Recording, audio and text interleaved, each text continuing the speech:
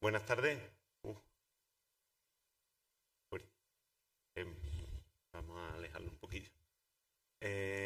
Bienvenidos todos. Veo caras conocidas de Archidona y bueno, pues los que venís de fuera. En primer lugar, daros la bienvenida y las gracias a Fundación Blas Infante, las gracias a todos, a Manuel, por pensar en Archidona para acoger esta charla y este ciclo de charlas que sea un punto de encuentro más en torno a la cultura y en torno a la historia de Blas Infante.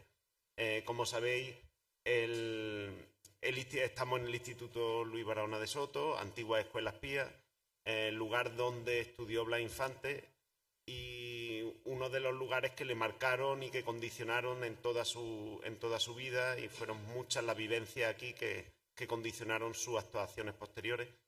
Y bueno, pues es como volver al origen y volver al sitio donde nació, donde empezó él a concebir el himno de Andalucía, que bueno, ya habéis tenido antes el acto en la iglesia del Nazareno.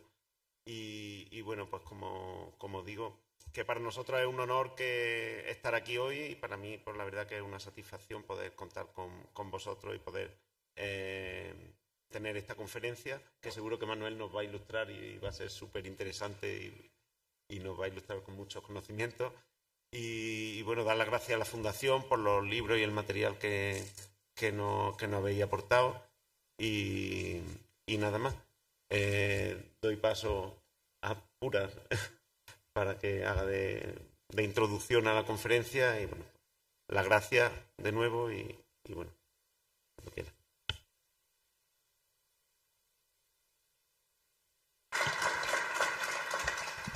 Muchas gracias, señor alcalde. Tengo que decirle, como filóloga, que tiene usted un apellido precioso. Se llama Almohaya, don Manuel Almohaya, un apellido del árabe andalusí. Almofaya significaba campamento y gente de tropa, ¿no? Bueno, yo supongo que lo sabía, pero en fin, no me he podido resistir. Pues muchas gracias, bienvenido a este acto que esta tarde estamos aquí en este Instituto de Enseñanza Secundaria Luis Barahona de Soto para cerrar el cuarto ciclo de conferencias que en torno a la vida y el pensamiento de Blas Infante venimos organizando en colaboración con el Centro de Estudios Andaluces, casi siempre en torno a la fecha del 5 de julio, que es, digamos, el aniversario del nacimiento del padre de la patria andaluza. Este año, el ciclo de este año en concreto, lo hemos organizado en la Fundación Blas Infante y el Centra con la colaboración del Ateneo de Cádiz y también de los ayuntamientos de Isla Cristina y, en este caso, también de Archidona. El ciclo de este año lo ha coordinado don José María León, uno de los patronos de la Fundación Blas Infante, doctor en Historia, y ha versado sobre el andalucismo de Blas Infante en la dictadura de Primo de Rivera. La segunda conferencia pudimos asistir a ella en Isla Cristina, a cargo de don Manuel Hijano, patrono de la Fundación, aquí presente esta tarde también, y nos habló de una cuestión muy interesante y en algunos aspectos muy desconocida, que fueron los viajes de Blas Infante en ese momento de la dictadura de Primo de Rivera, en que él está aislado, pero no quieto y no inactivo en Isla Cristina.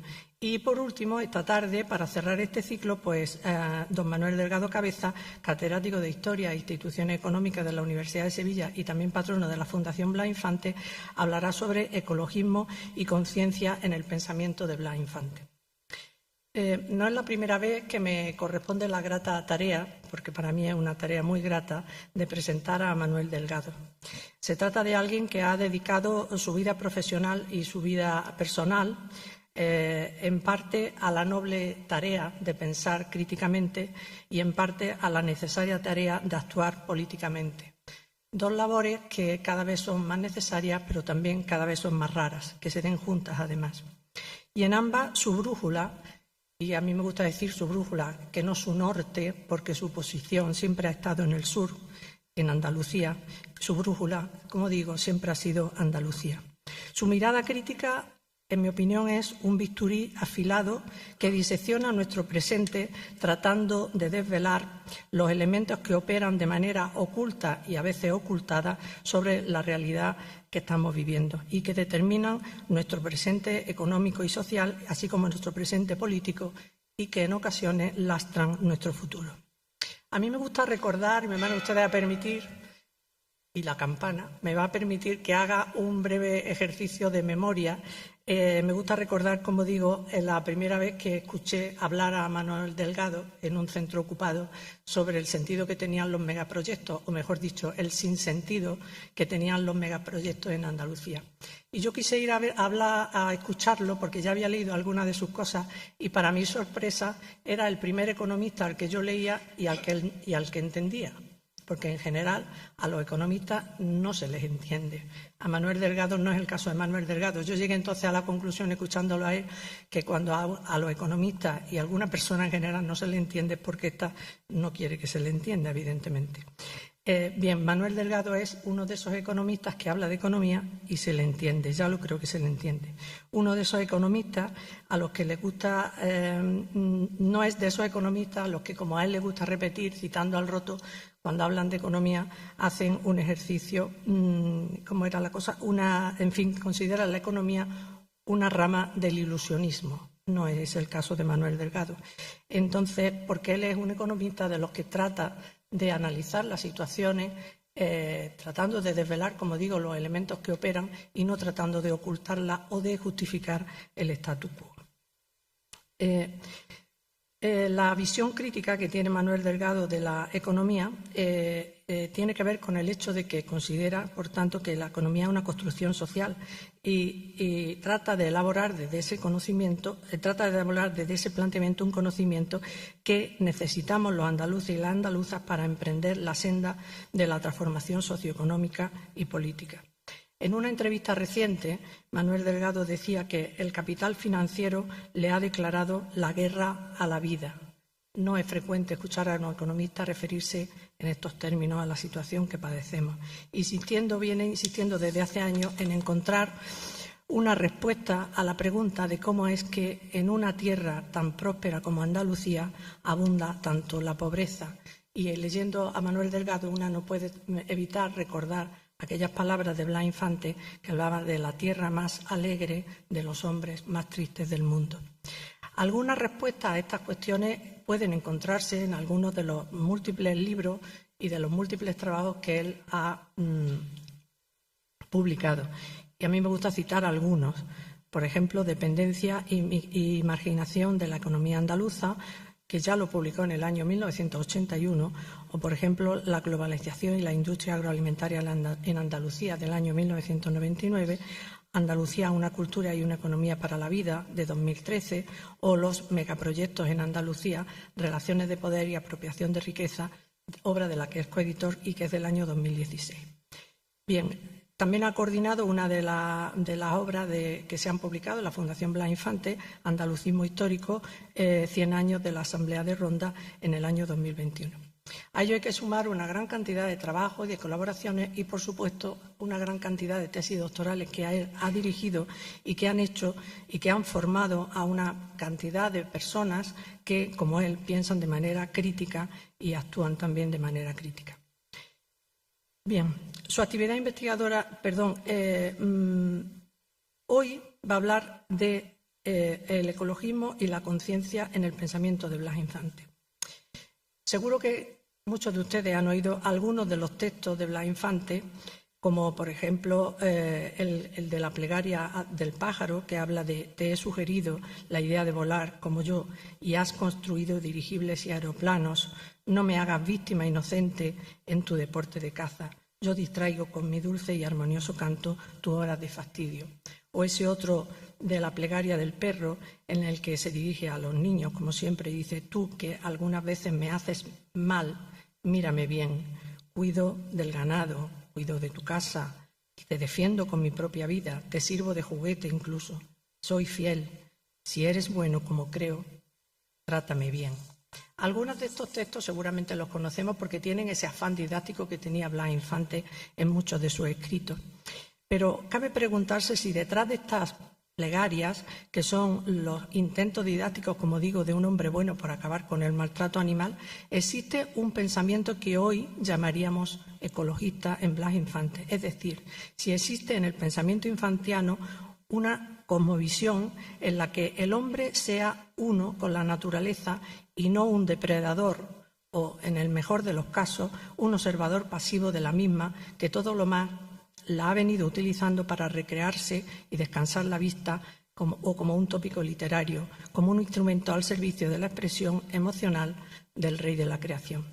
Cabe preguntarse también qué pensaría hoy Blas Infante de los atroces proyectos mineros que amenazan con contaminar aún más una parte importante de nuestro territorio. ¿Qué pensaría si viera cómo nuestro padre río, el Río Grande, el Guadalquivir, hoy ya ha perdido su nombre? ¿Qué pensaría de las grandes extensiones de olivar intensivo y superintensivo que convierten amplias zonas de Andalucía en desiertos con árboles? ¿Qué pensaría Blas Infante al ver cómo un sistema irracional y contra natura de explotación agrícola está secando nuestros veneros y dejando sedientos a miles de andaluces? ¿Qué pensaría, en definitiva, de este sistema de extractivismo depredador al que de manera cínica se le llama desarrollo sostenible, especializado en convertir los bienes en recursos y en consumir naturaleza? Es probable que la respuesta a algunas de estas preguntas las encontremos en la intervención de Manuel Delgado. Una intervención que él ha organizado en 3 apartados. Un primer apartado es la idea de la naturaleza en la civilización industrial. Un segundo apartado, la naturaleza y la vida en la obra de Blas Infante, y el tercer apartado, las condiciones para que pueda prosperar en un nivel superior de conciencia. Así que les dejo con don Manuel Delgado.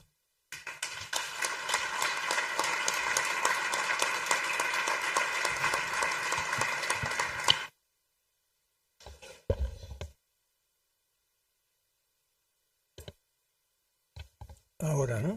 Sí. Bueno, buenas tardes a todas y a todos.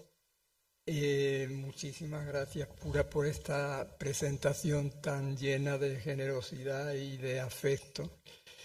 Es un lujo tenerte aquí de moderadora de esta mesa. Muchas gracias también al Ayuntamiento de Archidona, que está representado aquí con su alcalde Manuel, que nos ha acogido, de manera que hemos tenido una visita magnífica de la mano de la guía Isabel, y que tantas cosas ha aportado en la biografía, a pesar de que fueron pocos los años, 3 solo, de Blas Infante. Yo tenía, a partir de la biografía de Iniesta, recogida alguna cosa de las que pensaba comentar, como de las cosas que aprendió Blas Infante aquí, pero en la visita han quedado ya perfectamente explicadas. Iba a referirme sobre todo a 2, que era su gusto por la música, que empezó aquí en Archidona, y la otra, aquí fue, también nos lo ha dicho Isabel de una manera brillante, aquí fue donde volvió a encontrarse de nuevo con algo que ya había visto en Casares y que lo había le había impresionado hasta el punto de que hablaba después de la visión sombría del jornalero que volvió a encontrarse aquí en Archidona. Bueno, pues muchas gracias también al Centro de Estudios Andaluces. Aquí tenemos a su director Tristán Pertille. Gracias por haber organizado esta conferencia, y a las personas que han colaborado también en esta organización del centro, a nuestro presidente Javier del Mas y a la Fundación. Gracias a los compañeros de la Fundación que están hoy aquí presentes, y gracias a todas y a todos los que estáis aquí, porque tiene un mérito esto, de estar aquí con la que está cayendo. Bueno, 2 cuestiones previas muy breves. Hoy es día 4 del mes de julio, hace 3 meses que se nos fue María de Los Ángeles Infante, que ha sido nuestra presidenta durante más de 40 años. Yo, modestamente, me gustaría dedicarle a su memoria esta charla de hoy. La segunda cuestión tiene que ver con que me gustaría resaltar desde el principio que no se trata aquí de pontificar nada, porque ya pontífices, haylos. De lo que se trata más bien es de poner sobre la mesa una serie de cuestiones sobre las que pueda reflexionar cada uno y después pues integrarlas, desintegrarlas, asumirlas, dejarlas de asumir o hacer cada uno lo que le parezca con ellas. Como ha dicho Pura, tiene 3 partes, esta intervención tiene 3 partes. La primera, sobre la idea de naturaleza en la civilización industrial. Bueno, yo empezaría diciendo que la manera predominante de entender el mundo que tenemos hoy es el resultado de una mirada que se inaugura en el siglo XVI. Es la mirada de el que podríamos llamar sujeto privilegiado de la modernización, es decir, el hombre, subrayándolo de hombre, blanco del norte, perteneciente a una élite económica y de poder, por supuesto, heterosexual. Ahí tenemos el origen de una cosmovisión en la que la naturaleza está sostenida, podríamos decir que por 4 pilares ideológicos. Uno sería el dualismo cartesiano, que ya es suficientemente conocido. 2 que yo podría llamar fantasías, y ahora explicaré por qué. Y una 4ª que sería la idea que Occidente tiene de la condición humana. Me voy a dedicar muy poquito tiempo, pero alguna referencia a cada una. Como se sabe, la concepción dualista del mundo separa la sociedad de la naturaleza, el individuo de la sociedad, la razón de la emoción, la mente del cuerpo, el nosotros del ellos, etc. Y la idea es que los segundos términos siempre cumplen con 2 condiciones. Una es que son considerados como inferiores al que va delante, y la segunda es que están al servicio del que va delante. Bien, esta idea entonces de una naturaleza sometida tiene sus primeros antecedentes en textos y relatos bíblicos que situaban al hombre como el rey de la creación en un universo que estaba concebido para el servicio de este hombre. Pero ya en el siglo XVII se consolida esta idea y Descartes, en la modernidad, nos dice que esta modernidad nos restituye como amos y señores de la naturaleza. Esta es una racionalidad desde la cual la mente convierte a la naturaleza, a los no humanos, en objetos cuyo funcionamiento se parece bastante al de una máquina.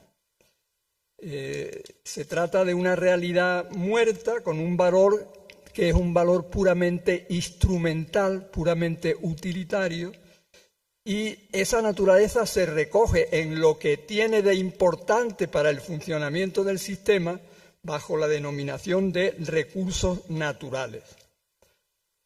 Desde esta mentalidad, que es una mentalidad alimentada por el deseo de conquistar y de someter, la naturaleza se convierte en una especie de botín, en una mercancía disponible para su apropiación y explotación sin límite.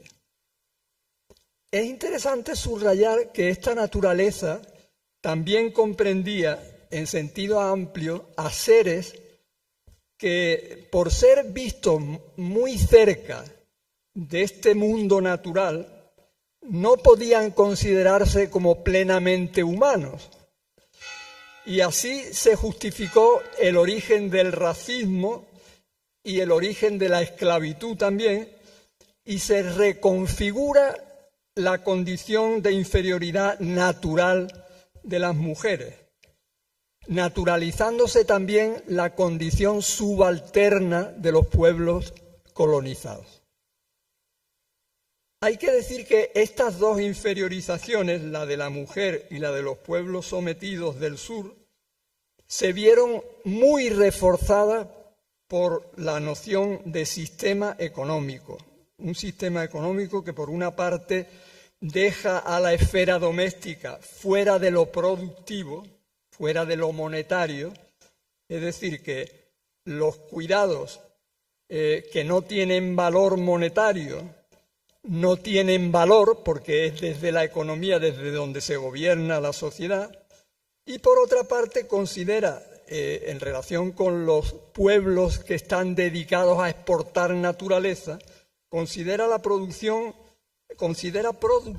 lo que es mera extracción de riqueza que ya la naturaleza ha producido. Esto tiene unas implicaciones en las que no me voy a detener porque no tenemos tiempo, pero esto es lo que da pie a que hablemos en Andalucía de producción minera y no de extracción minera. Es como si fuéramos al dentista y cuando volviéramos a nuestra casa dijéramos: el dentista me ha producido una muela. Es algo parecido. Bien, la noción de sistema económico, que decía que tiene una importancia grande en el trato a la naturaleza, se concibe como un sistema que tiene tres características. Un sistema que, por una parte, es un sistema cerrado, es decir, aislado en el universo de los valores monetarios y, por tanto, separado, desconectado del entorno físico y del entorno social. En segundo lugar, se concibe como un sistema equilibrado. Ya veis que a los economistas nos cuadran siempre las cuentas porque las entradas son siempre iguales a la salida. El debe es igual al haber, el activo es igual al pasivo, etc. Y por otra parte es un sistema lineal, es un sistema en el que los recursos terminan siendo residuos. Bien, la naturaleza funciona con principios que son exactamente los que están en las antípodas de este tipo de principios. Por ejemplo, los ecosistemas son sistemas abiertos que intercambian energía y materiales con el entorno. Son sistemas desequilibrados que están sujetos a la flecha del tiempo o a la ley de la entropía. Y son sistemas también circulares, es decir, la naturaleza recicla, transformando los residuos en nuevas reservas orgánicas. Esto lo digo porque es importante que tengamos claro que gestionar la naturaleza desde principios que son los contrarios a aquellos con los que funciona la naturaleza ya nos asegura un conflicto entre economía y naturaleza. He dicho también que otro de los pilares que sostienen la idea de naturaleza en la modernidad es la fantasía de la ingravidez. ¿Y por qué le llamo fantasía de la ingravidez? Porque el resultado de considerar la economía como una esfera autónoma, como un universo aislado de valores monetarios, invisibiliza la dependencia de la naturaleza, porque no hablamos nada más que de dinero, es como si no hubiera un soporte físico. Por eso da la impresión o se da a entender, y además se propicia que se actúe también como si la economía no estuviera anclada a la tierra, como si la economía o el sistema económico fuera una esfera que flota con independencia de las repercusiones que tienen los procesos sociales los procesos económicos en lo social y en la naturaleza. Esta cosmovisión decía que incluye otra fantasía, que es la fantasía de la individualidad. Esta es una fantasía que concibe a cada ser humano como una instancia que también está aislada, que también es independiente y que también es autónoma. De modo que la mente humana, que es lo que la modernidad considera como el núcleo esencial de lo que somos, niega nuestra interdependencia. Se oculta entonces la importancia de lo que algunos estudiosos llaman lo relacional, la trascendencia que tienen los vínculos para los seres humanos, las emociones, sobre todo las que se asocian con los afectos y con los cuidados, que se suponen además que son propios de esos ámbitos inferiorizados a los que me estaba refiriendo antes, es decir, los sujetos no completos a los que se consideran las mujeres y los pueblos sometidos del sur, entre los cuales se encuentra Andalucía. Esta es una manera de entender el mundo en el que la naturaleza humana, la condición humana, se presenta regida desde el interés propio, es decir, desde el egoísmo, desde la ambición, desde la codicia, desde la avaricia, etcétera, etcétera. Se naturaliza de esta manera que el ser humano está regido por la inclinación al mal. Y eso justifica, pues, por ejemplo, que haya que reprimir tantas cosas con un poder represor del que se encarga al Estado y a otras instituciones.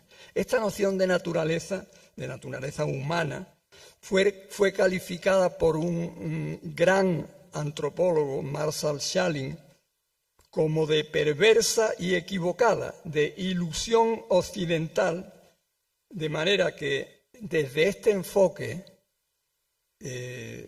comportamientos que en otras culturas se verían como reprobables, como comportamientos patológicos, pues ahora se presentan como algo que termina siempre reorientándose en beneficio de la colectividad, en beneficio del bien común. De modo que, como señala un economista de la línea crítica que ha señalado antes Pura, José Manuel Naredo, dice: el afán individual de acumulación de riqueza y de dinero pasó de ser una lacra social a convertirse en algo que beneficia a todos. Los vicios, decía Adam Smith, se convierten en virtud social, virtud colectiva, a través de aquello que se llamaba la mano invisible.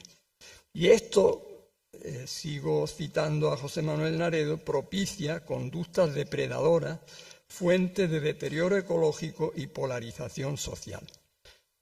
Estas son unas pinceladas de los rasgos ideológicos que están detrás de la idea de naturaleza en la modernidad, y de aquí podríamos sintetizar dos cosas. Primero, que el conflicto entre ecología y economía es un conflicto sin solución mientras sigamos utilizando las gafas que nos construye este aparato ideológico de la modernidad.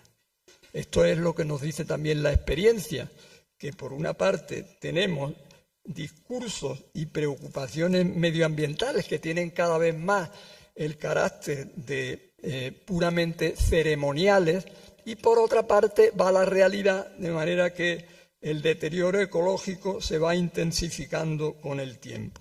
Y esto es especialmente así en realidades del sur como Andalucía, que son realidades dedicadas en su especialización subalterna a exportar naturaleza a cambio de muy baja remuneración. La segunda cuestión que se puede deducir de lo anterior es que estas gafas, que están diseñadas y fabricadas desde los 4 pilares ideológicos a los que me refería antes, además de encubrir las principales formas de dominación, juegan un papel esencial en la transformación del mundo, pero en el sentido de expansión de estas formas de dominación y en beneficio del que podríamos denominar el amo, que es ese sujeto privilegiado de la modernidad al que me refería antes, y en contra de todo y de todos los demás.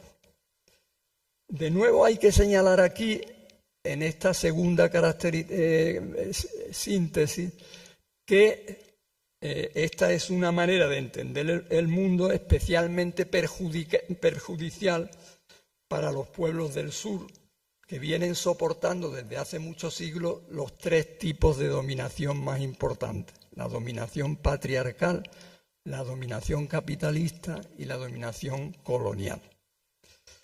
Bien, así entraríamos en la segunda parte, que digamos sería el meollo de la cuestión, que es: ¿qué dice Blas Infante sobre la naturaleza y sobre la vida? Bueno, yo antes de entrar directamente en lo que dice Blas Infante, me gustaría subrayar que, como señala un antropólogo italiano muy conocido que se llama De Scola, la manera en la que en el occidente moderno se representa a la naturaleza es lo que menos se comparte en el mundo. ¿Qué quiere decir De Scola? Pues quiere decir que la gran mayoría de las culturas que habitan o habitaron el mundo, hoy sobre todo las culturas sometidas del sur, se sitúan en el polo opuesto a la visión del mundo de la que he estado hablando antes, propia de la civilización industrial. La cosmovisión, la visión del mundo que tienen estas culturas, tiene como denominador común percibir la realidad de manera no dualista. Es decir, se guía por el principio contrario a lo que hacía la civilización industrial. Se guía por la lógica de lo relacional, se guían por la lógica relacional. Nada existe en sí mismo para estas culturas. Todo interexiste, dicen algunos. Es decir, no hay nada que tenga una preexistencia a las propias relaciones de las que son resultados. Todo está relacionado con todo, sería otro principio. Bien, pues desde estas conexiones, desde estos vínculos, estas comunidades hacen frente al que se podría decir que es el propósito principal de su existencia, que es: para vivir hay que cuidar la vida, hay que mantener la vida, la propia, la vida de cada uno de los miembros de estas comunidades y la del entorno del que se depende. Esta necesidad de cuidar la vida es una cuestión puramente de supervivencia. Para estas formas de entender la vida y de vivir, perder los vínculos sería como perder el conocimiento, como perder el norte, como perder el entendimiento, el sentido de la realidad, como perder la propia existencia. Esta es una visión del mundo en la que la naturaleza no nos pertenece, sino que somos nosotros los que pertenecemos a la naturaleza. Es una visión en la que la naturaleza es profundamente respetada, identificada en gran medida con la vida misma, incontrolable, o sea, fuera de nuestro alcance y por encima de lo humano. Por eso puede decirse que todas estas tradiciones tienen una importante dimensión espiritual, entendiéndose la espiritualidad no como algo vinculado a una religión, ni como nada vinculado a la creencia en un Dios particular, sino como la dimensión más profunda de lo humano. O lo que es lo mismo, como el reconocimiento de que pertenecemos a algo que está por encima de nosotros, a algo que es más grande que nosotros, que se puede resumir en la trama de la vida. Una trama de la vida que unifica a todo lo existente. De modo que lo que nos hace humanos trasciende nuestra propia humanidad. Somos simplemente una forma dentro de ese tejido que conforma la trama de la vida, con una esencia que es común a todo lo existente. Todas y cada una de las cosas del mundo son una encarnación única y singular de esa esencia de totalidad a la que en algunas culturas se le llama vida con mayúsculas, en otras se le llama ser con mayúsculas, en otras se le llama unidad y en otras energía, universo, etc. Bien, ante esta especie de fuerza inmanente que le podíamos llamar, estas culturas han mantenido una actitud de humildad, de reverencia, de respeto hacia la naturaleza y sobre todo de asunción y de aceptación de los límites que la naturaleza impone al cuidado de la vida. Blas Infante refleja su idea de naturaleza y el sentido que él le dio a eso que llamó espiritualidad como uno de los 5 ejes, nada menos, de su proyecto político, sobre todo en obras como Cuentos de animales, de 1921, La plegaria del pájaro, del 24, La plegaria del perro, Los mandamientos de Dios en favor de los animales, del año 24, un texto curiosamente inspirado en el Sama Veda, que es el libro sagrado del hinduismo que se encontró en la biblioteca de Blas Infante, y Don Dimas, Historia de zorros y hombres, que se publicó en 1927 y que ha republicado el Centra junto con la Fundación Blas Infante hace poco tiempo, en 2023, con un interesante estudio introductorio de Manuel Ruiz y de Norberto Ruiz. Aunque se puede decir que también esta idea de naturaleza y de vida Blas Infante la reparte o la distribuye a lo largo de sus obras, sobre todo en la dictadura pedagógica y en el ideal andaluz. Blas Infante muestra un extraordinario respeto, admiración, incluso se podría decir veneración y reverencia por todas las formas de vida existentes. De modo que los elementos de la naturaleza son todos, para Blas Infante, una necesidad. ¿Y una necesidad para qué? Pues para lo que él llama la plenitud existencial. Hasta tal punto que el amor a la naturaleza y a todo lo creado es para él el fundamento de toda la existencia. Me interesa mucho subrayar aquí que esta es una visión que se opone absolutamente a ese concepto de la naturaleza que tiene el hombre moderno, para el que, como señala de una manera genial, no se puede decir mejor, el propio Blas Infante en Cuentos de animales, la naturaleza es simplemente el proveedor de su almacén. La mirada de Blas Infante está así en la otra cara de lo que podríamos denominar el utilitarismo economicista, que reduce la noción de riqueza a los objetos que tengan la condición de objetos económicos, que tienen que cumplir con que sean objetos apropiables, objetos que sean también producibles, es decir, destinados al consumo, y objetos que sean traducibles en términos monetarios, que tengan un valor monetario asociado a ellos.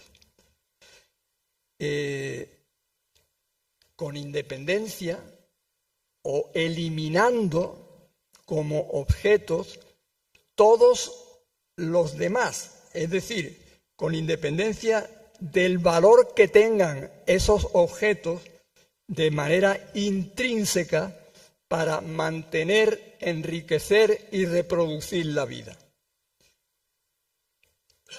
Esta noción del utilitarismo económico es una noción para la que no tener valor monetario es equivalente a no tener valor, ya lo decía anteriormente. Bien, pues la noción de Blas Infante sobre la riqueza coincidiría bastante con una frase muy cortita que tiene un sociólogo británico del siglo XIX y que es muy elogiado por Gandhi después, que se llama John Ruskin y que dice: no hay más riqueza que la vida. Una vida cuya finalidad es procurar y cuidar su propia reproducción. Dice Blas Infante: la naturaleza volverá a producir combinando y estructurando aquello que sea preciso para crear naturaleza. Esto lo dice en Don Dimas. No hay espacio del universo donde no cante el verbo de la vida a la creación de la vida como reproducción del amor que supone la plenitud del ser. Cuentos de animales. Esto, dicho en 1920 y algo, es lo que la ecología muchos años después ha llamado el principio de la autopoiesis, que es el fundamento de la reproducción de la vida. La noción de vida la escribe Blas Infante siempre con mayúsculas. La escribe con mayúsculas sobre todo cuando se refiere a ella como principio, como fuente, como fundamento de todo lo que existe, como parte de lo que él llama una unidad existencial a la que denomina la superior unidad del vivir, que abarca, escribe él, la unidad del ser humano y del ser universal. O como ha señalado ya en el siglo XXI la escritora Karen Armstrong, refiriéndose al núcleo de la comprensión del mundo hasta la llegada de la modernidad, hay una esencia, que es equivalente a lo que decía Blas Infante, que mora en la médula de todo cuanto es. Todos los seres se hallan impregnados de una fuerza inmanente que los convierte en un todo unitario. Dicho de otra manera, cada elemento o cada cosa es una encarnación única y singular de lo uno. Es decir, que podemos decir a partir de aquí que todo es uno. Una unidad que no quiere decir homogeneidad, porque ni en las formas ni en las capacidades, porque la vida se encarna y se manifiesta de distintas maneras. Asumir en lo profundo, en lo más hondo, esto que decía Blas Infante, esta unidad del vivir, tiene unas implicaciones enormemente importantes. Yo voy a señalar 3 de ellas. Primera, el antropocentrismo, es decir, la supuesta superioridad del ser humano propia de la modernidad, no tiene ningún fundamento. Blas Infante, que se considera hermano de todos los seres humanos y también no humanos, comparte esta visión no supremacista de la especie, una visión que ya en el siglo XXI una eminente bióloga, Lynn Margulis, expresa de una manera contundente. Nuestro sentido de superioridad como especie es una ilusión, es un delirio de grandeza. No somos dueños ni centro del mundo, somos una especie más con la responsabilidad que nos da la conciencia. Y esto supone algo muy importante, que es una reinserción en el mundo de la humanidad, pero con una actitud de profunda humildad, de saber reconocernos en lo que realmente somos. Además, esta idea de unidad del ser supone que pensar y sentir, que ahora veremos que van juntos, que en el ser de los demás elementos de la naturaleza está nuestro mismo ser y que dentro de esa unidad todo está conectado con todo, nos conduce de una manera natural hacia la voluntad de afirmar la vida. Nos conduce a dejar de pensar en términos de dominación y, como decía Jorge Riemann, hacerlo bajo figuras de respeto y pacto entre las diferentes formas de vida. En esta dirección, Blas Infante, ya hace más de 100 años, propone un pacto de paz y amistad entre el animal que tiene su mundo en la ciudad y los animales que tienen su mundo en el monte.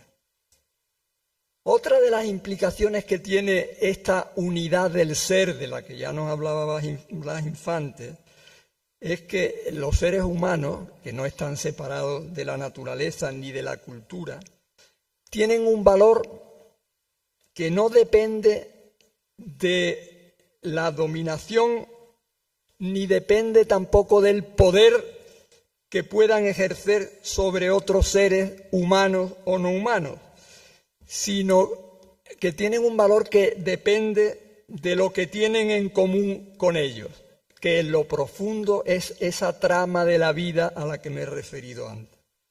Somos, podríamos decir, lo somos por resonancia, es decir, por lo que compartimos con los demás seres. De modo que el valor no nos lo da el tener, sino el ser. Y el máximo valor ya lo tenemos por ser, no lo tenemos que buscarlo. Desde este convencimiento no necesitaríamos inferiorizar al que está al lado o al que está enfrente, y mucho menos humillarlo. Y podríamos vivir en la seguridad de que nadie ni nada nos va a quitar ese máximo valor que ya lo llevamos incorporado, ya lo tenemos de fábrica. Justo lo contrario que lo que nos propone la ideología dominante, para la que el valor lo tenemos que conseguir fuera de nosotros y tiene que ver sobre todo con el tener. Y el tener es casi siempre producto de la dominación, de la apropiación y de la manipulación de nuestro entorno social y de nuestro entorno natural.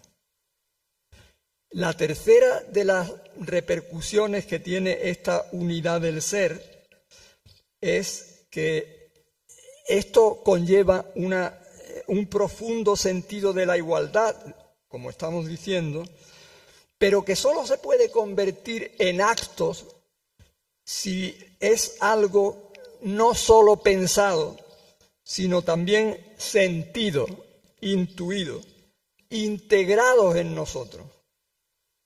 En esta dirección, Blas Infante llegó a propugnar las ventajas del fluir espontáneo, decía él, de la vida misma, sin el discurso reflexivo y entorpecedor del pensamiento.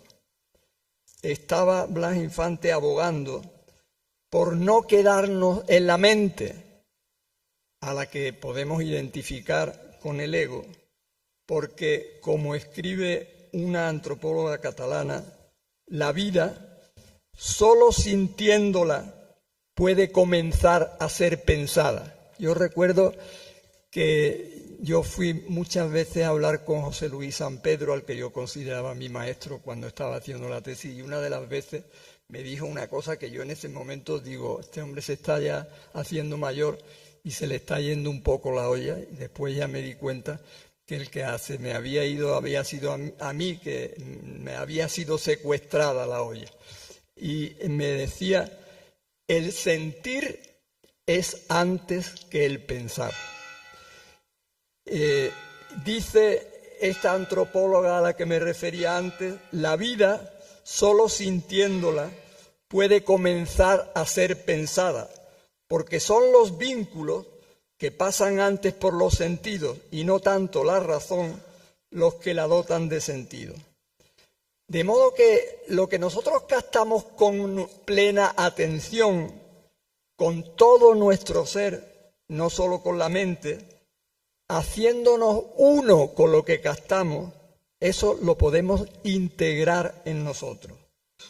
Esto es lo que Orlando Fals Borda, un sociólogo latinoamericano, llamó el sentipensar, identificándolo con los pueblos del sur.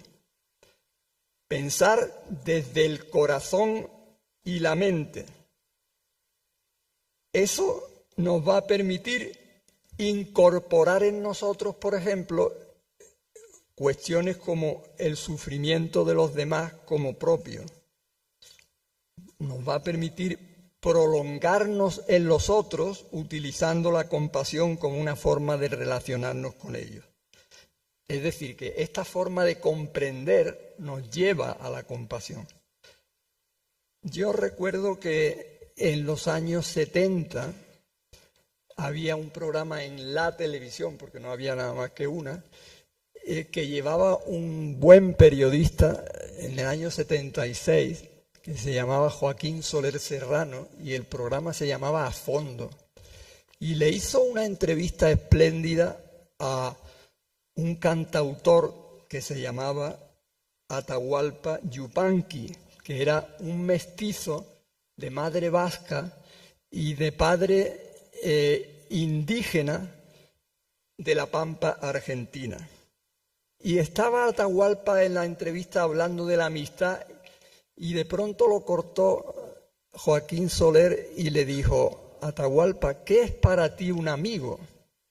Estamos hablando de una cultura indígena. Y le contestó Atahualpa, un amigo es uno mismo con otra piel. Esto, si se integra culturalmente, pues nos lleva a otro sitio muy diferente del sitio donde nos lleva la cultura industrial.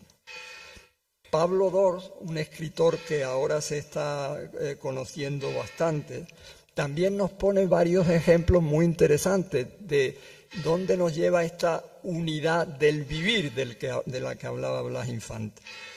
Decía, si una mano tiene una herida, la otra mano va en su ayuda de una manera natural, sin pasar por la cabeza. ¿Y por qué? Pues no se nos ocurre decirle a la mano, oye, qué solidaria eres o qué altruista eres. No, la mano lo está haciendo, dice Pablo Dors, porque se sabe formando parte de un solo cuerpo. Dice también, traspasando esta idea a lo social, si vemos a un hijo nuestro que está tirado en la cuneta, vamos a correr a ayudarle y tampoco a nadie se le va a ocurrir decir, oye, qué altruista eres. No, es que es mi hijo. Es tanto como decir, es que soy yo. Bien, y sigue Pablo Dors diciendo, si no lo hacemos con alguien, con otra persona que también está tirada en la cuneta, es porque no tenemos conciencia de que ese otro también soy yo. De modo que estamos ante una forma de conocimiento que implica un nivel de conciencia que no tiene nada que ver con la que nosotros convencionalmente estamos considerando. Por supuesto, nada que ver con la puramente racionalista y utilitaria de la ideología dominante. Es un nivel de conciencia que no niega la razón, pero que la trasciende y que está en consonancia con las necesidades y los problemas que hoy tiene la humanidad. Ese nivel de conciencia, que es un nivel superior de conciencia, desde la ecología se ha llamado conciencia de especie, a la que también podríamos llamar conciencia de unidad, y a la que Blas Infante, repito, ya aludía hace más de un siglo. Y pasamos entonces a la tercera parte. ¿Cuáles serían las condiciones que tendrían que darse para que esta conciencia de unidad pudiera prosperar? Bien, para Blas Infante, como para muchos de los que hoy están en esta onda, este nivel de conciencia está muy lejos de generalizarse, claro está. La humanidad, decía Blas Infante, está en tránsito. El mundo, dice en Cuentos de Animales, es aún larva o crisálida. Aún el amor es débil porque está en la cuna. Aún el amor no ha llegado a elevarnos al rango en que el amor tenga fuerza para vencer al medio en el que un punto de amor haga más por la fortaleza de la especie que un universo de violencia. Porque Blas Infante decía que no hay nada más que dos formas de abordar las cosas. Una es la guerra y otra es el amor. En esa dirección, una disciplina científica muy nueva, la neurociencia, que nos dice, por ejemplo, cosas tan interesantes como que en la conciencia no solamente está involucrado el cerebro, como se pensaba, sino que en la conciencia está involucrada prácticamente la totalidad de nuestro cuerpo. Esta neurociencia nos dice también que más del 90% de las decisiones que tomamos son decisiones inconscientes o la toma nuestro subconsciente. Y hace mucho hincapié diciéndonos que, sobre todo, el interés con el que tomamos las decisiones, es decir, por qué, y también la intención para qué las tomamos, se generan en ese nivel, que es un nivel subconsciente, subliminal, fuera de nuestra voluntad. De ahí la importancia, y ahí también tenemos que darle la razón a Blas Infante, por lo pesado que se puso incluso, del conocimiento de la luz para comprender de la conciencia.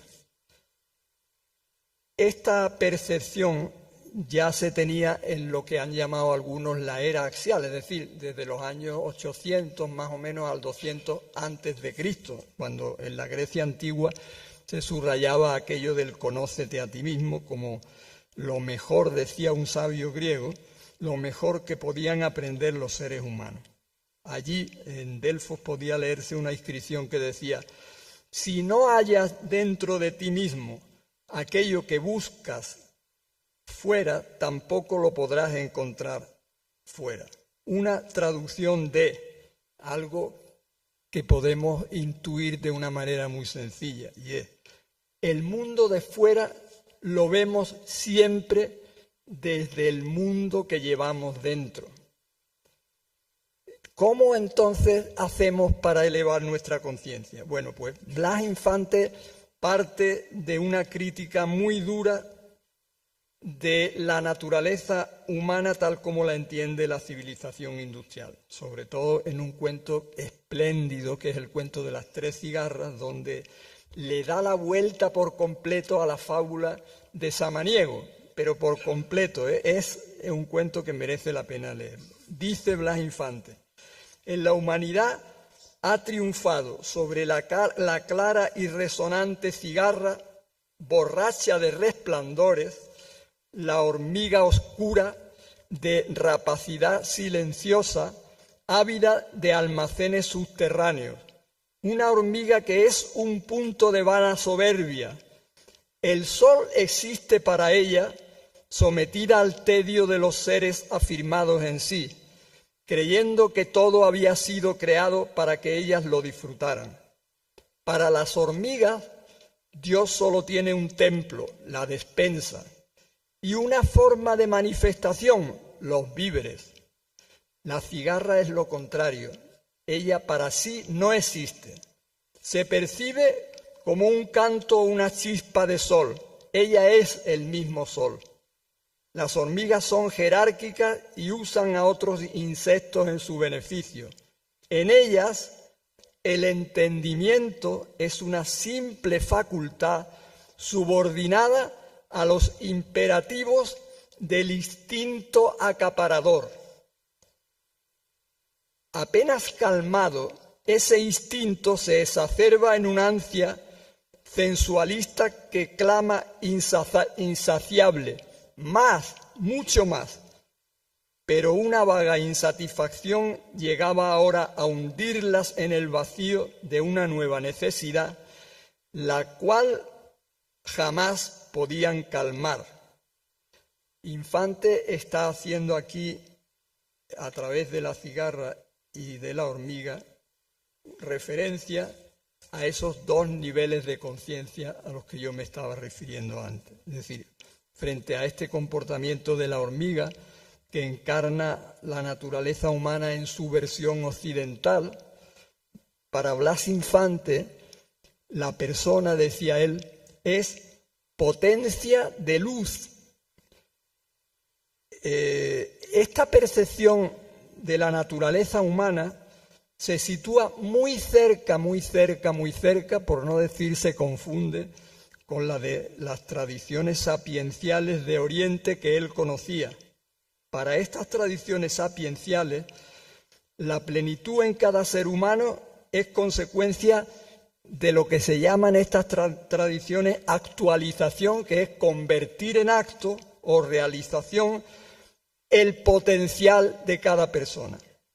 Es el resultado de ejercitar y de desarrollar la capacidad de comprender, es decir, la inteligencia, la capacidad de amar, es decir, la afectividad, y la capacidad de actuar, que tiene detrás la fuerza que nos da la energía, la fuerza que nos anima. Estas tres cualidades básicas pueden no desplegarse o pueden no desarrollarse o desarrollarse de manera insuficiente y derivar en comportamientos negativos, tanto individualmente como socialmente. ¿Por qué? Pues como consecuencia casi siempre de conflictos internos que se generan por la inconsciencia. Son conflictos que se asocian a creencias negativas sobre nosotros mismos, que se convierten en obstáculos para alcanzar la plenitud. Son obstáculos para relacionarnos con nosotros mismos y también para relacionarnos con los demás. De modo que las sombras, que les llaman algunos, que deben atravesarse para llegar hasta la luz, no resultan en esta concepción de Blas Infante sobre la naturaleza humana de que hay una maldad intrínseca en los seres humanos, sino de la ignorancia o de la inconsciencia. Por eso el trabajo esencial es elevar el nivel de conciencia. En este sentido, Blas Infante insiste en una idea que después la ecología ha enunciado como un principio. En la vida, como en la naturaleza, no hay nada sin coste. El dolor, escribe Blas Infante, equivale a distinguir. O todo goce real tiene un sufrir antecedente. También dice en otro texto, luz gestada en el seno de las tinieblas. Así vendrá a triunfar sobre la noche un perenne día. Cuánta dolorosa perseverancia la de los ciegos por ver. Son todos alusiones, o todas alusiones a la necesidad de trascender las sombras que se localizan en ese mundo que llevamos dentro, desde el que vemos el mundo de fuera. Dice Blas Infante, la cigarra se transforma a sí misma con su propio dolor al servicio de un anhelo ferviente de calor y de luz. Para Blas Infante, este trabajo interior para atravesar las sombras es imprescindible para llegar al nivel de conciencia desde el que él decía que había que abordar colectivamente las transformaciones que necesitábamos. Se trata de trascender el ego para desembocar en lo profundo en una sensibilidad comunitaria. Decía Blas Infante, engrandecerse por sí, por el propio esfuerzo y por el propio dolor, para dar la grandeza adquirida por sí a los demás, movidos por el amor. De modo que la espiritualidad para Blas Infante es un entrar dentro de sí mismo, pero para estar en condiciones de ponerse al servicio de lo de fuera, para emprender un trabajo de entrega que sería una entrega desinteresada, una entrega incondicional. Dice Blas Infante en este sentido, este querer mío es querer de salvación, pero no de salvación propia, no del propio ser, sino del ser de los demás, del ser de todos fundidos, hombres, animales, plantas y estrellas. Es un amor por ser. Bueno, desde esta conciencia construye Blas Infante un proyecto político inclusivo en el que no hay extranjeros en Andalucía, en el que todo el que vive en Andalucía es considerado andaluz, un proyecto de redención, pero no de redención por sí, de redención por sí, pero no solo para sí, sino como forma de amor, como forma de compromiso con todos los pueblos del mundo. Voy terminando ya. Para Blas Infante, el despertar de las conciencias como condición previa para transformar la realidad andaluza, ese despertar del que tantísimo habló, incluye también esta dimensión espiritual. Dice en La dictadura pedagógica, educación significa crecimiento espiritual. De manera que la conciencia, la libertad y la vida fueron siempre vinculados por Blas Infante a la dimensión espiritual. Este es el sentido de que Blas Infante incluya como uno de los 5 ejes que conforman su proyecto político esta dimensión espiritual, como una herramienta para que fuera el pueblo andaluz el que acometiera su propia liberación. Sin atender esa dimensión espiritual colectivamente, corremos el riesgo de aproximarnos a un extremo, que es un extremo, pero nos podemos ir aproximando a ese extremo en el que nuestras vidas se podrían convertir en un acto permanente de autoafirmación y de manipulación para conseguir esta autoafirmación. Algo que está muy lejos de esa entrega de la que estaba hablando Blas Infante. Bien, llegados aquí, ya voy terminando, 3 consideraciones finales muy breves. Por una parte, no me parecería correcto decir que Blas Infante es un pionero en su visión de la naturaleza y de la vida, porque podría llevarnos a una confusión, y me explico. Se podría entender que dentro del proyecto de la modernidad, llegar a los planteamientos de Blas Infante sería una mera cuestión de tiempo. Y eso no es así, porque ya sabemos que eso encubriría el conflicto entre el cuidado de la vida y un orden establecido que nos lleva cada vez más deprisa hacia un abismo ecosocial. La segunda consideración está relacionada con esta, y es que la manera de entender la vida de Blas Infante es una invitación permanente a algo que un filósofo indígena, Ailton Krenak, llamaba el despertar del coma de la modernidad.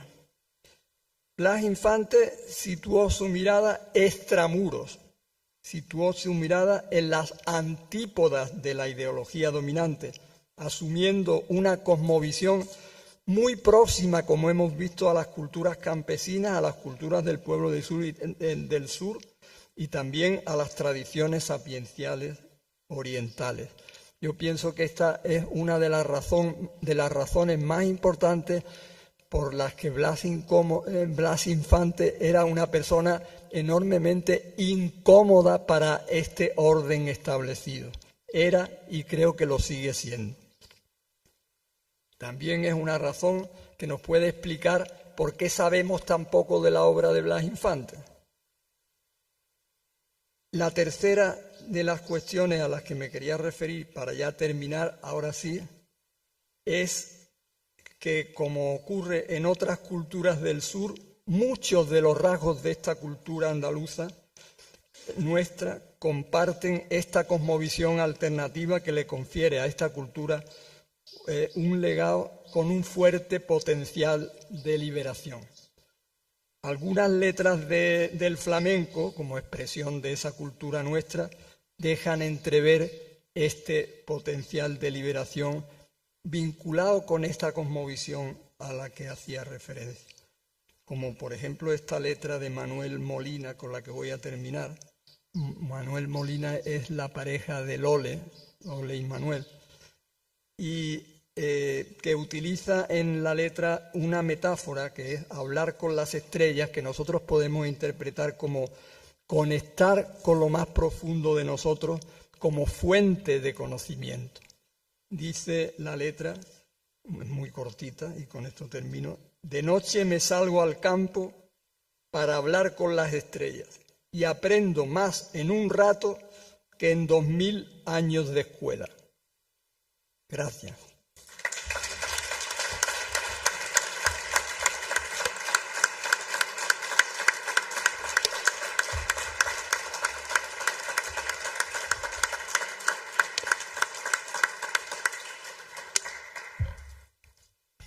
Bueno, pues muchas gracias. A nosotros también nos pasa como a Manuel Molina. En un ratito contigo hemos aprendido mucho y lo que tenemos que reflexionar, lo que nos queda por reflexionar. Abrimos turno de palabra para las intervenciones.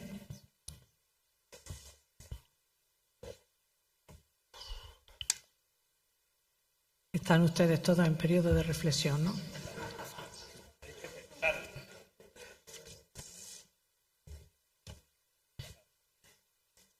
Por allí hay una pregunta. Adelante.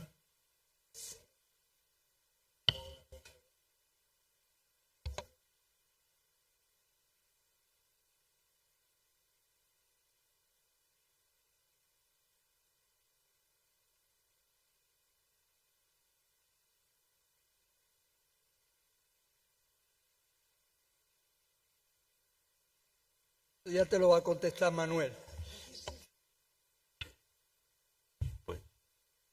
La guiropa era la comida que se le daba a los campesinos, que, bueno, aquí esto era un colegio esto era el claustro, precisamente este era el patio central del claustro de los Escolapios, y, bueno, pues ellos tenían, aparte de la enseñanza, pues también hacían obras de caridad. Y la guiropa era, pues, a la gente que venía por la puerta que habéis visto, que habéis pasado, pues se acercaban los campesinos, la gente más necesitada, y se le daba la comida. Y eso precisamente Blas Infante lo refleja en algunos textos, y le marcó mucho ver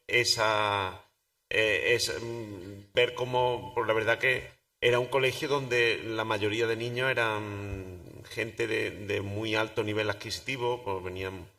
Y bueno, pues era el contraste entre ver la diferencia de clase y cómo, bueno, pues, cómo venía la gente a pedir comida.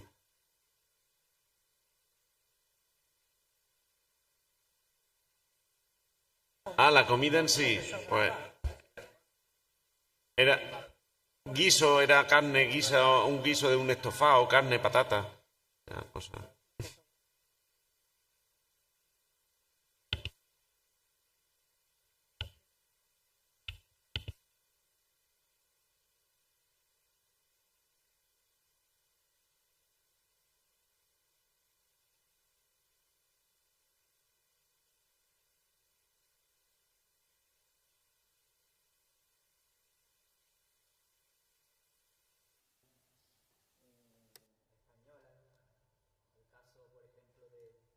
de Sabino Arana, el padre del nacionalismo vasco, o situaciones sociales que dio lugar también, como la Renascença al final del XIX en Cataluña, que dio lugar a los movimientos burgueses y todo lo que tenía que ver con ese afán pues independentista, cuando muchas veces pues el nivel de ciertos territorios pues supera al de otro, y hay esa conciencia de que están manteniendo al resto del país.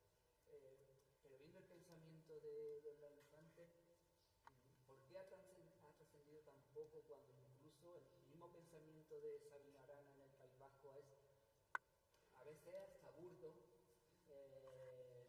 poco hilado, y en comparación con Blas Infante, que hace una labor de pensamiento, incluso de filosofía propiamente dicha de lo que Andalucía, ¿cómo que ha trascendido tan poco?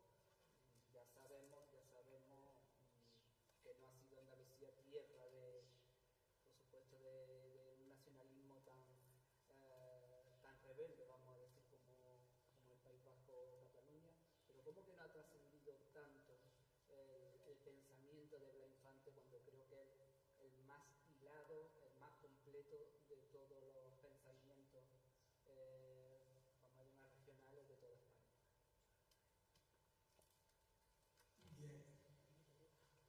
Las realidades a las que tú hacías referencia antes, la realidad vasca y la realidad catalana, lo que sí se puede decir desde aquí de una manera rotunda es que son realidades muy, muy, muy diferentes a la nuestra. Aquello que decía Blas Infante de que Andalucía es una realidad diferenciada y completa, no era baladí, porque este hombre daba pocas puntadas sin hilo. O sea que mientras más lo vamos conociendo, más vamos viendo de su orientación, de su sensatez, de su sabiduría. Y es una realidad completa y diferente porque hemos tenido una historia diferente que ha ido forjando un pueblo, que es el pueblo andaluz, y con una cultura que se ha forjado también en ese proceso histórico diferente. Ese proceso histórico nos ha conformado como pueblo con una identidad histórica y cultural y también una identidad política, de manera que nuestra manera de entender el mundo, yo he trabajado bastante la vertiente económica de los procesos que se dieron en Cataluña y el País Vasco, y es curioso ver cómo era una cosa tan absolutamente diferente a esto, que también estaba en las antípodas. Nuestra realidad se conforma con una marginación total a partir de la conquista de la gran mayoría de la población andaluza, que pasa a ser indigente prácticamente. Somos un pueblo que ha sufrido una doble opresión interna por parte después de ese reparto en el que unos fueron agraciados y otros fueron desgraciados, y a partir de ahí pues todo se ha ido profundizando en perjuicio de ese pueblo, que no se puede medir esa profundización solo en si hoy tenemos un coche o dejamos de tenerlo. Es una profundización de una dependencia, de una opresión que tiene muchas dimensiones y que significa que seguimos siendo un pueblo colonizado, con todas las características de un pueblo colonizado. Colonizado no en el sentido administrativo, porque las colonias se han terminado.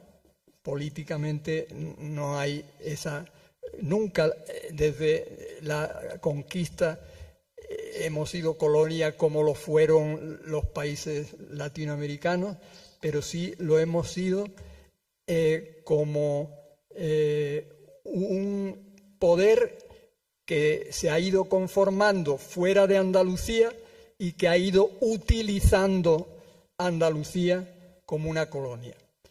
Y eso nos da una impronta, nos da una caracterización que no es solamente una caracterización económica, sino también que nos da una caracterización política, una subalternidad, que no es solamente subalternidad económica, sino subalternidad política y subalternidad cultural.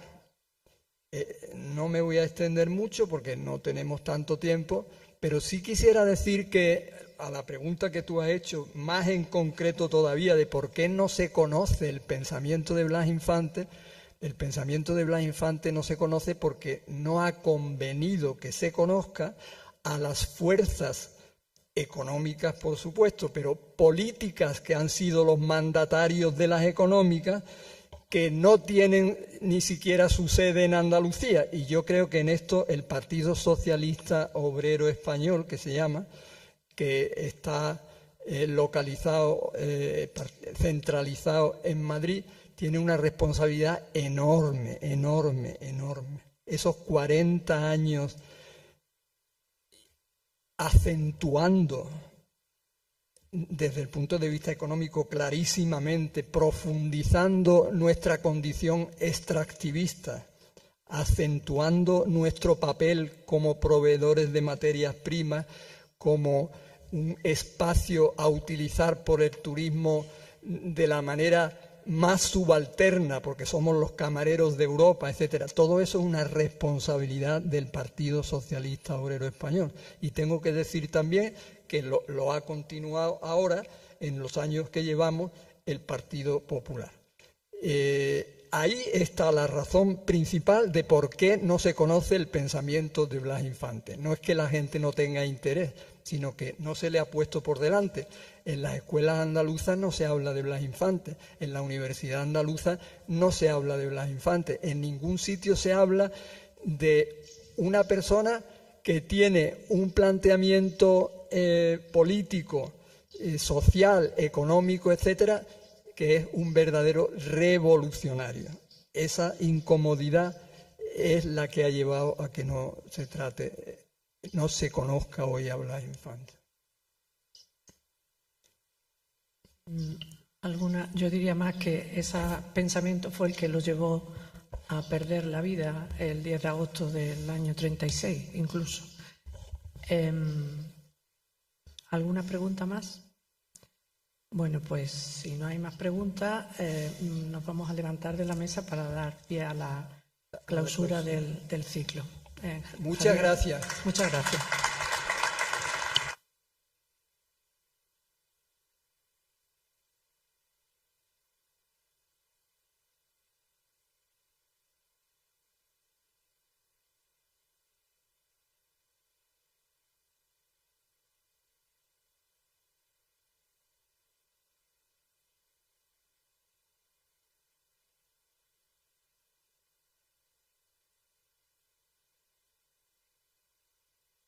Bueno, pues muchísimas gracias. Muy brevemente, para si nos están haciendo ya un poco tarde. Bueno, Manel, yo quería decirte que he aprendido como siempre mucho escuchándote y que como siempre, más que máximas, me llevo pensamientos. Tú has citado a varios antropólogos, solo un sociólogo, a Ruskin, pero bueno, vale, me conformo.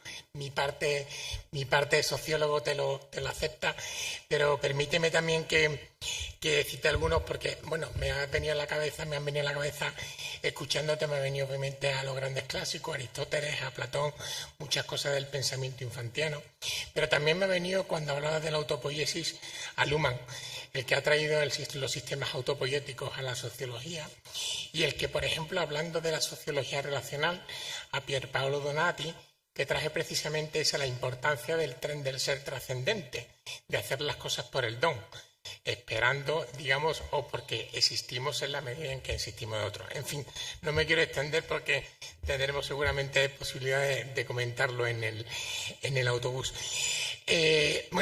Bueno, como verán, Pues desde la Fundación Centro de Estudios Andaluces, que es una fundación 100% pública dependiente de la Consejería de Presidencia Interior, Diálogo Social y Simplificación Administrativa de la Junta de Andalucía, pues me encuentro muy satisfecho de, junto con el entonces vicepresidente de la Fundación Blas Infante y ahora presidente de la misma, con Javier Delmas, haber impulsado hace 4 años este ciclo de conferencias relativas precisamente siempre, como comentaba anteriormente Manuel, en las fechas puras, en las fechas cercanas al nacimiento del padre de la patria andaluza, pero también para conocer, que ese es el objetivo, conocer la figura y los distintos pensamientos y cómo abordaba Blas Infante distintas características de su pensamiento, que no es solamente el Idea andaluz, que son muchas otras obras, pero aunque sí es cierto que el Idea andaluz es la más conocida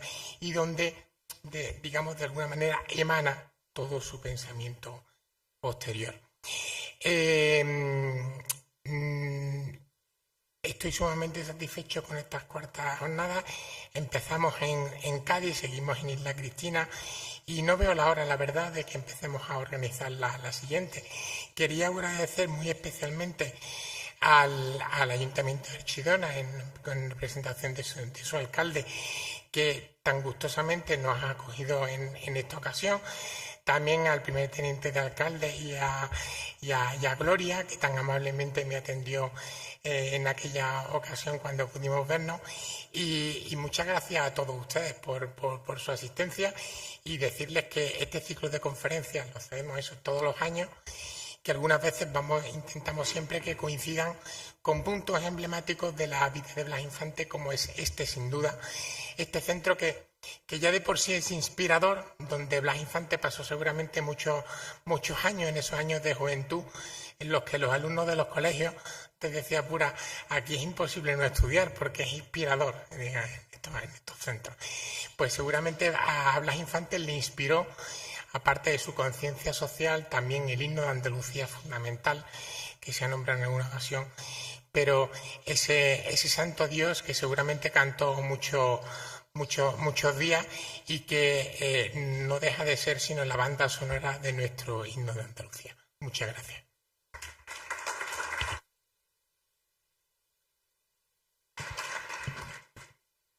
Bueno, pues muchísimas gracias a todos por vuestro interés, por vuestra asistencia y no me queda otra que clausurar este cuarto ciclo de conferencias que hemos tenido la oportunidad de disfrutar en estos 3 días diferentes tan intensos, ¿no?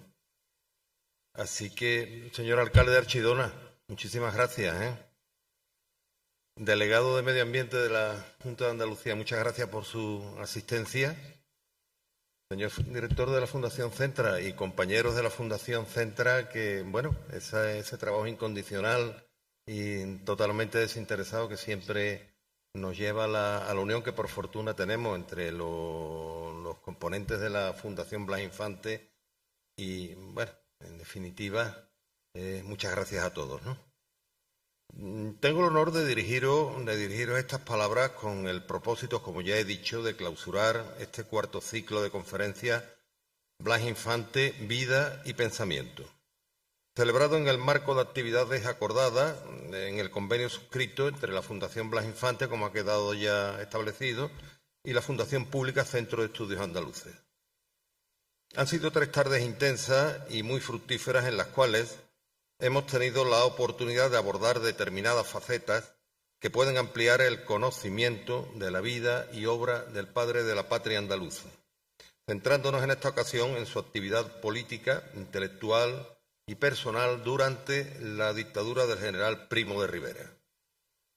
Así, el 12 de junio asistimos a la conferencia Andalucismo de Blas Infante en la dictadura de Primo de Rivera en el Ateneo de Cádiz, impartida por el profesor José María García León, coordinador del ciclo y patrono de nuestra fundación.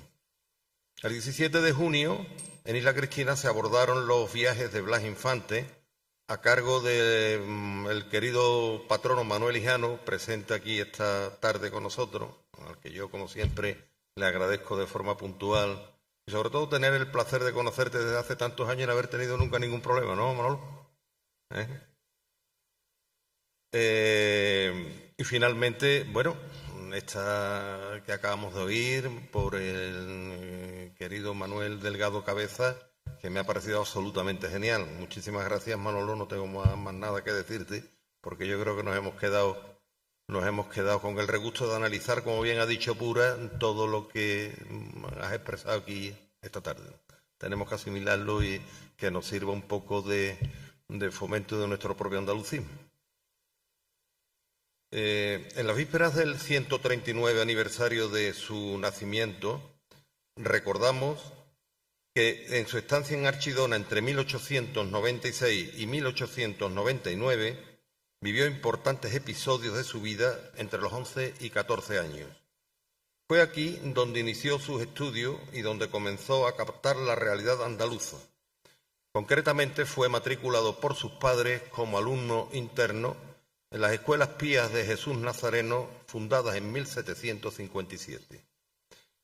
Este centro escolapio sería el único de esta orden en Andalucía hasta la fundación en 1860 del Colegio Escolapio de Granada.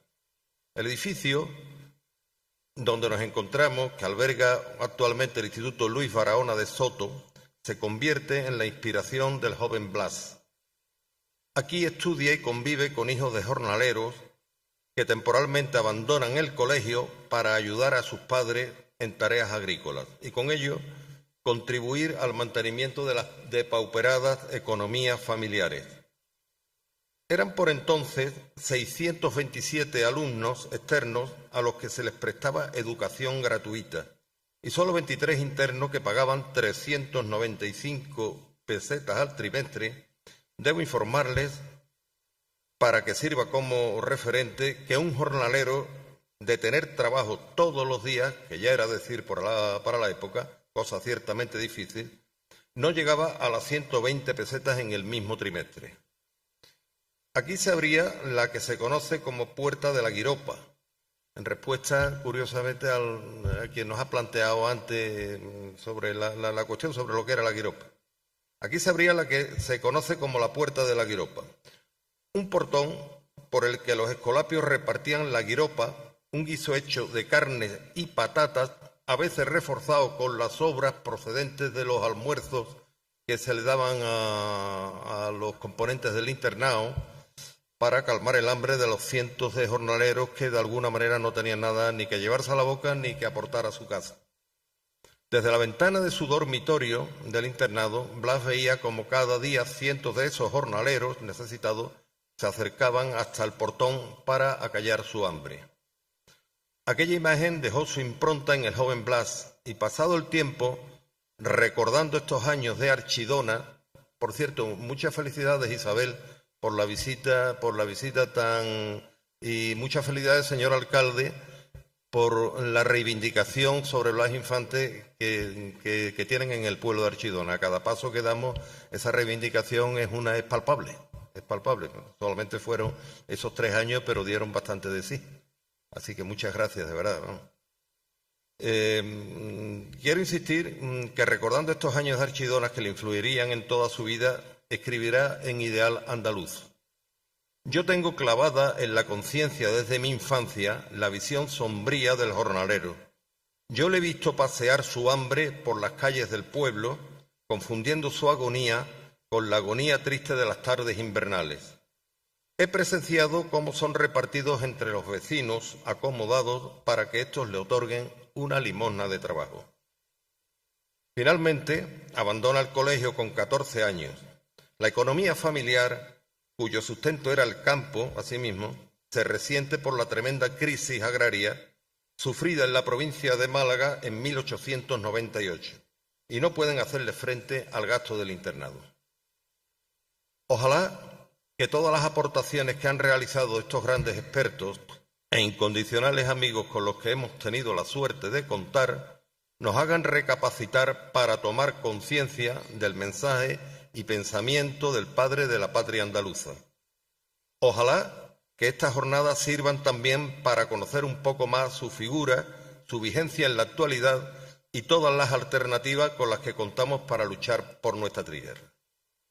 Creo que claramente se han cumplido los objetivos y las metas que nos fijamos cuando iniciamos los trabajos y la organización para hacer realidad este encuentro. Ello nos da ánimos renovados para seguir en nuestra tarea y cumplimiento de nuestros fines.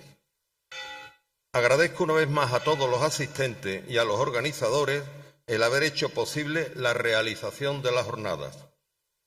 A la Fundación Pública Centro de Estudios Andaluces reitero mi agradecimiento, también al Ateneo de Cádiz, al Ayuntamiento de Isla Cristina y, por supuesto, al Ayuntamiento de Archidona, representado hoy aquí por su alcalde, y a todos los participantes que hemos tenido la suerte de contar y oír.